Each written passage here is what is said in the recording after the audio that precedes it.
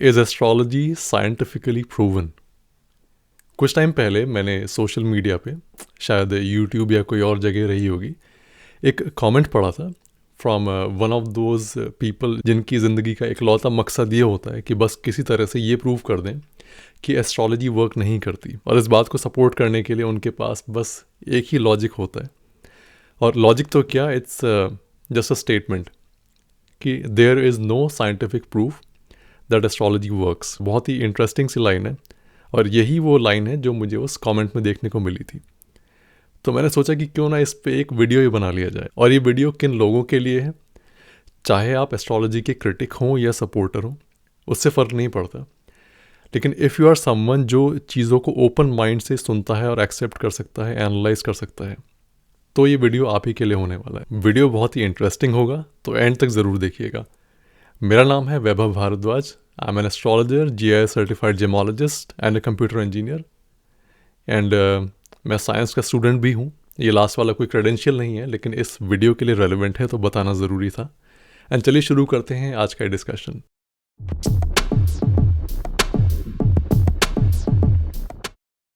सबसे पहले उस स्टेटमेंट पे आते हैं, there is no scientific proof that astrology works. क्या ये करेक्ट है? हाँ, लेकिन, और अब जो मैं कहने वाला हूँ उसे ध्यान से सुनिएगा। The statement there is no scientific proof that astrology works is not the same as there is scientific proof that astrology does not work. इसे मैं आपको एक एग्जाम्पल से समझाने की कोशिश करता हूँ। जो ह्यूमन फिंगरप्रिंट्स हैं, हमें साइंटिफिकली पता है कि हर इंसान के अलग अलग होते हैं, और ये डिस्कवरी कब हुई थी? In the year 1788। सो उससे पहले there was no scientific proof कि जो फिंगरप्रिंट्स हैं हर इंसान के वो यूनिक होते हैं। लेकिन क्या इसका मतलब ये है कि साइंस ने प्रूव कर दिया था कि फिंगरप्रिंट्स यूनिक नहीं होते? You got the difference, right? पहले पार्ट में साइंस ने ये रिसर्च करी ही नहीं थी फिंगरप्रिंट्स के ऊपर, तो प्रूफ कहाँ से आता? तो obviously there was no scientific proof. So same case है एस्ट्रोलॉजी का। जब साइंस ने अभी तक प्रॉपरली एस्ट्रोलॉजी के ऊपर रिसर्च करी ही नहीं है, तो एक क्वेश्चन ही नहीं आता कि साइंस एस्ट्रोलॉजी की वर्किंग एक्सेप्ट करती है या डिनाई करती है। तो अगर किसी के मन में ये क्वेश्चन आ रहा है कि क्या साइंस ने प्रूव कर दिया है कि एस्ट्रोलॉजी वर्क नहीं करती, तो इसका आंसर ये है कि साइंस का कोई भी व्यू नहीं है एस्ट्रोलॉजी के ऊपर, ना ही पॉजिटिव और ना ही negative. At least as on date, जो 8 जनवरी 2022 जब ये वीडियो बन रहा है, तब तक तो कोई रिसर्च नहीं हुई है साइंस की एस्ट्रोलॉजी के ऊपर, या फिर अगर रिसर्च हो भी रही होगी तो कम से कम उसके रिजल्ट्स अभी तक बाहर नहीं आए हैं। फिर भी मन में एक क्वेश्चन तो आता है कि is there anything scientific about astrology?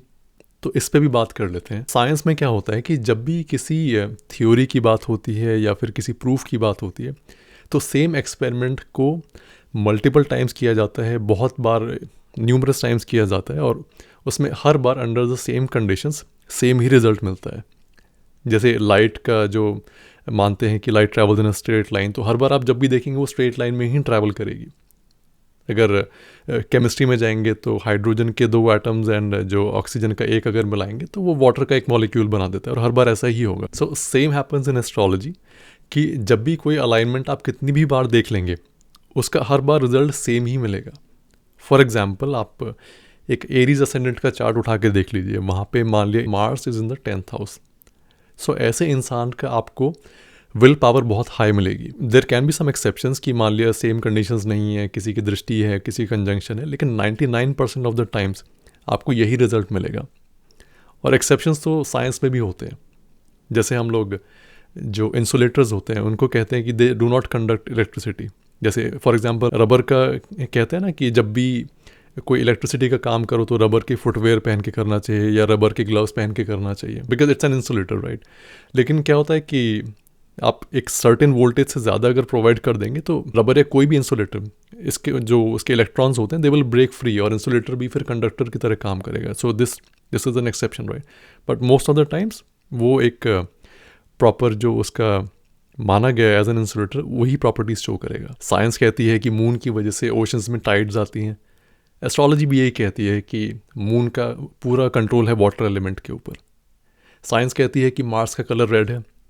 Astrology भी यही कहती है। जिन्होंने 11th और 12th में साइंस पढ़ी है तो उन्हें पता होगा कि हर कलर की अपनी अलग वेवलेंथ होती है, and energy is inversely proportional to wavelength, which means कि हर कलर की अपनी अलग एनर्जी होती है। और एस्ट्रोलॉजी भी यही कहती है कि हर कलर की अपनी डिफरेंट एनर्जी होती है। इन सभी एग्जाम्पल्स में साइंस एंड एस्ट्रोलॉजी सेम ही बात कह रहे हैं, सेम ही चीज़ पे एग्री करते हैं। द ओनली डिफरेंस इज़ कि ये जो डिस्कवरीज और न जाने ऐसी कितनी और जो साइंस ने आज से 300, 400, 500 साल पहले करी हैं, वो एस्ट्रोलॉजी को राइट फ्रॉम द स्टार्टिंग पता है, which is more than 5000 years ago. ये बताने के पीछे मेरी ये कहने की इंटेंशन बिल्कुल भी नहीं है कि एस्ट्रोलॉजी इज़ बेटर या सुपीरियर देन साइंस, बिकॉज ये बात कहनी भी गलत होगी, क्योंकि everything around us is science and technology. Science के बिना हम बहुत पिछड़े हुए होते, शायद अभी भी आयरन एज में होते या may be bronze age. But at the same time हमने ये भी देख लिया कि एस्ट्रोलॉजी के प्राचीन होने का मतलब ये नहीं है कि वो पिछड़ी हुई है। On the contrary it's highly advanced. So अगर किसी इंसान को ये लगता है कि एस्ट्रोलॉजी को किसी की तरफ से वैलिडेशन की या अप्रूवल की ज़रूरत है, तो उस इंसान को शायद दोबारा सोचने की ज़रूरत है। और एक बार को अज्यूम कर लेते हैं कि मान लिया फ्यूचर में साइंस एस्ट्रोलॉजी पर रिसर्च करती है and it comes to a conclusion कि एस्ट्रोलॉजी वर्क नहीं करती। सो यहाँ हमें ये समझने की ज़रूरत है कि ऑल्दो साइंस बहुत कुछ जानती है, लेकिन सब कुछ नहीं जानती। It is ever evolving. कल से ज़्यादा आज जानती है और आज से ज़्यादा आने वाले कल में जानेगी। मोरओवर साइंस जो आज कहती है, कल फर्दर रिसर्च के बेसिस पे अपनी ही पिछली बात को गलत भी साबित कर सकती है। एग्जाम्पल के लिए, जो स्मॉलेस्ट इनडिविजिबल पार्टिकल वो पहले एटम माना जाता था, फिर बाद में रिसर्च हुई तो पता चला कि atom is not the smallest particle, वो भी फर्दर प्रोटॉन्स, इलेक्ट्रॉन्स और न्यूट्रॉन्स से बना हुआ है। उसके बाद और रिसर्च होती है तो पता चलता है कि प्रोटॉन्स फर्दर एक चीज़ से बने हुए होते हैं जिसे कहते हैं quarks. So science is growing और हमेशा करती रहेगी। हम साइंटिफिकली कितना ही एडवांस क्यों ना हो जाए, लेकिन कभी भी सैचुरेशन की स्टेट नहीं आएगी और ऐसा कभी नहीं होगा कि वी नो एवरीथिंग। हमेशा कुछ ना कुछ नया एक्सप्लोर करने के लिए रहेगा ही। So let's keep an open mind towards things जो कि एस्ट्रोलॉजी ने अभी तक रिसर्च या प्रूव नहीं करी है, and even towards those things जो कि रिसर्च कर चुकी है साइंस। सो मेरे कंक्लूडिंग थॉट्स आज के इस टॉपिक पे, एस्ट्रोलॉजी एंड साइंस दोनों की ही अपनी अपनी जगह और इम्पॉर्टेंस है, एंड दोनों ही अपने अपने तरीके से हमारी लाइफ में कंट्रीब्यूट कर सकते हैं। तो क्यों किसी एक को दूसरे से बेटर प्रूव करने की कोशिश करना, जबकि हम दोनों को साथ में लेकर चल सकते हैं और दोनों की कंबाइंड हेल्प से अपना प्रेजेंट और फ्यूचर बहुत बेटर बना सकते हैं। सो आई होप आज के इस डिफरेंट वीडियो में आपको काफ़ी मज़ा आया होगा। इस पूरे डिस्कशन पर आपके क्या व्यूज़ और अंडरस्टैंडिंग है, प्लीज़ नीचे कमेंट सेक्शन में ज़रूर बताइएगा, and do subscribe to the channel for more such interesting videos. Thank you for watching.